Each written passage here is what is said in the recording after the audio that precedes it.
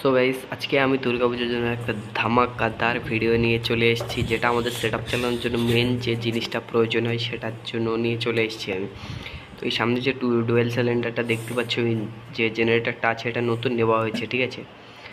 তো এই হচ্ছে সামনের লুকটা, পাম্প লাগানো আছে দেখতে পাচ্ছ পাশে। আর এই ইঞ্জিনটা হচ্ছে 10-20 ঘোড়া ইঞ্জিন আছে, ঠিক আছে। 15 কেবি মোটর আছে, এই যে দেখতে পাচ্ছ সামনে কবলিং সিস্টেম আছে। এই ইঞ্জিনের সামনে লুকটা এরকম আছে কিছুটা। এই হচ্ছে মোটর।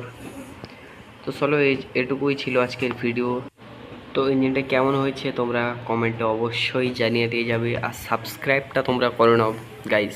তো সাবস্ক্রাইবটা অবশ্যই করে দেবে, তোমাদের ভাইটাকে একটু আগানোর চেষ্টা করবে, ঠিক আছে। তো এই পাম্পটা দেখতে পাচ্ছ এখানে। সো এই কিছুটা। তো আজকে ভিডিও এই পর্যন্তই বন্ধ।